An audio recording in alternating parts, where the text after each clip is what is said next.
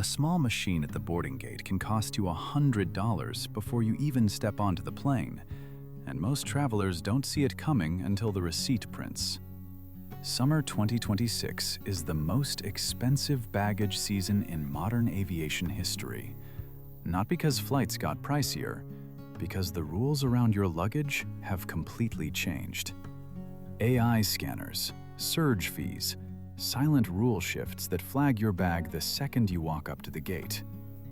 The biggest mistake isn't the bag you packed, it's the bag you thought was free. Let me show you exactly where the traps are hiding. Here's what shifted this year. In February, a federal court struck down the rule that forced airlines to disclose baggage fees up front. Within weeks, airlines started raising prices again. United pushed third-checked bags to $200 on some routes.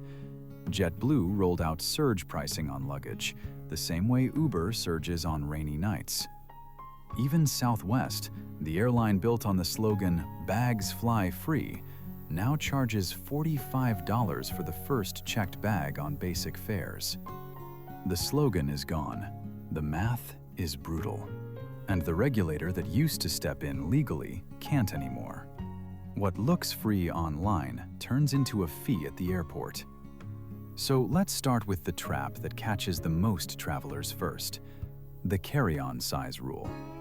Almost every major airline now uses the same number, 22 by 14 by 9 inches. And those dimensions include everything: wheels, handles, side pockets, the little expansion zipper most rolling bags hide on the side. Here's the catch. Luggage brands love selling bags labeled carry-on approved. That label is meaningless. A bag marketed as 21 inches often measures 23 inches once you account for spinner wheels and the handle base. That 2-inch gap isn't a rounding error. It's a $65 to $100 gate check fee, charged per flight. And the airline isn't using a tape measure anymore. American, United, and several international carriers have rolled out AI optical scanners and 3D depth cameras at gates and self-service drops. These cameras don't squint. They don't negotiate. They scan your bag in its current shape, including bulges, expansion zippers, and overstuffed pockets. If your soft duffel is straining at the seams, the camera reads that bulge as extra volume, even if the bag would technically fit empty. Then there's the personal item. Roughly 17 by 10 by 9 inches, has to fit fully under the seat. Budget carriers have quietly turned the personal item into your only free allowance, which is why they enforce it harder than the carry-on itself. Spirit and Frontier will pull out a sizer frame for the personal item before they ever look at your roller. A bag that fits under your seat at home can still trigger a fee at the gate if it fails one hidden measurement. By the time you find out, the line is behind you, the agent has scanned your boarding pass, and the receipt is already printing. Even if your bag passes size, weight is a separate war. U.S. airlines mostly ignore carry-on weight as long as you can lift it overhead. The second you connect to an international carrier, the rules flip overnight. Lufthansa caps carry-on at 8 kilograms, 17 pounds. Emirates and Qatar Airways cap it at 7, 15 pounds. A standard packed roller easily clears those numbers, and on those airlines, overweight means gate checked. No appeal, no discussion. So picture this. You fly Chicago to Dubai with a stop in London. Your bag breezes through United's check-in. Then it gets pulled at the Emirates gate because the weight rule changed mid-trip. Same suitcase, different airline. Different planet as far as the policy is concerned. Even on domestic flights, gate agents are running automated systems that flag bags by size, profile, and visible bulges. Your bag can pass the counter and fail at the gate 2 hours later.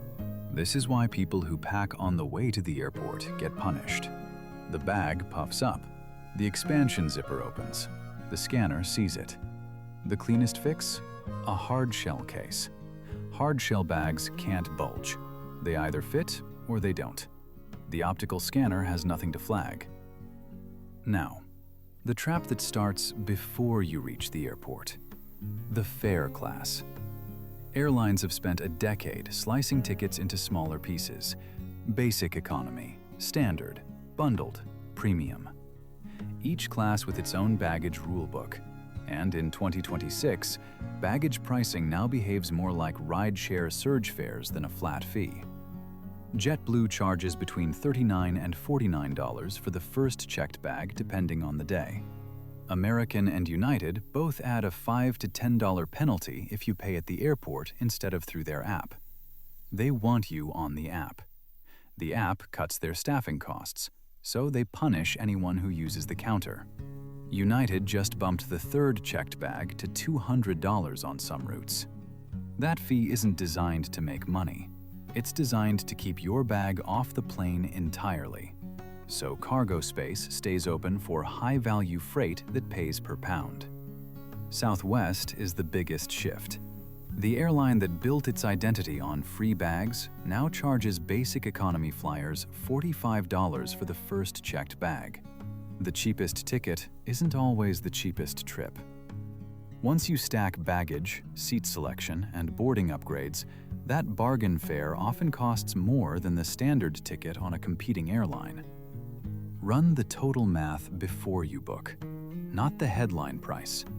Even if your bag passes size, weight, and fare class, what's inside it can still flag you at the checkpoint. Lithium batteries are the big one. Power banks must stay in your carry-on, always, never checked. There's a hard cap of 100 watt-hours per battery and 20 spare batteries per traveler. Anything bigger gets confiscated. Smart luggage with built-in non-removable batteries? Most older models are now banned outright. The cabin won't take them. The cargo hold won't take them. They've turned into expensive paperweights with wheels. Liquids are slowly shifting too, but unevenly. London Heathrow finished a $1.4 billion upgrade and now lets travelers leave liquids and electronics inside carry-ons across all terminals. Dubai International is rolling out the same system. New CT scanners do the work. No unpacking needed. But that's only those airports. If you connect through a hub that hasn't upgraded yet, you're back to the legacy 100 milliliter rule. Then there's the random stuff. Pressurized cans, vape devices, camping fuel, certain marker pens. Big portable speakers can get flagged depending on the battery inside. The item people trust most in their suitcase is often the one airlines flag first. Look it up before you pack. Not at security, not at the gate, before. Not every category gets squeezed. A few items still slip through the system, if you know how to declare them. Medical equipment is the big one. CPAP machines, mobility aids, prescription liquids, infant formula. None of these count toward your carry-on or personal item allowance. They fly free, even on basic economy. You just have to declare them at check-in. Hide them in your bag, and they get flagged like anything else. Baby gear works similarly. Strollers, car seats, and diaper bags often fly free when checked at the gate. Sports equipment is more mixed. Skis, golf clubs, surfboards, fishing rods. These usually go as oversized checked items. But most airlines apply a flat fee that's actually cheaper than the overweight penalty on a regular suitcase. And family travel. If you're flying with a partner and kids on the same booking, some airlines pool baggage allowance across the group. Two adults flying together can sometimes combine weight across multiple bags, which kills the overweight fee on one heavy suitcase. One category airlines still handle flexibly, but only if you declare it the right way. The traveler who walks up and openly states the item gets the exception. The traveler who tries to hide it pays the fee, and sometimes loses the item. So how do you actually beat the system? Start at home. Weigh and measure every bag before you leave the house. A $10 luggage scale prevents most surprise fees at check-in.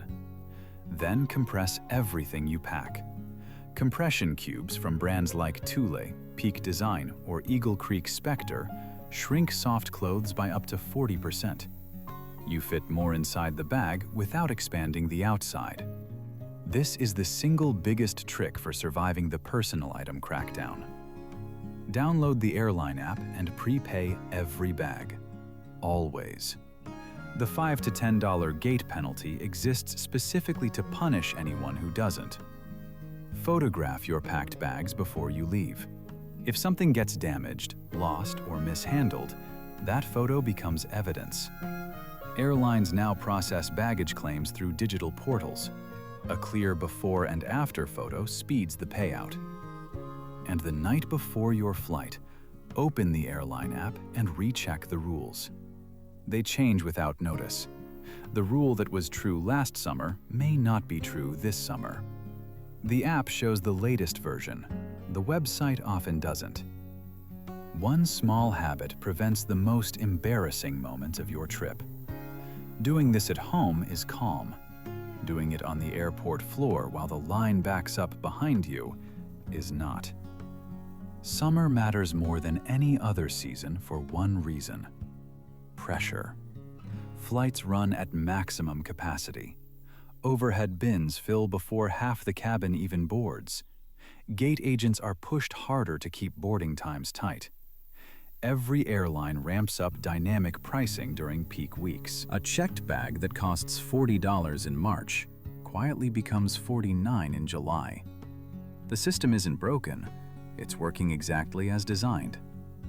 Enforcement also gets stricter.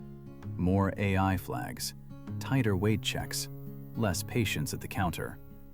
The summer traveler is the most profitable traveler an airline sees all year, so they squeeze.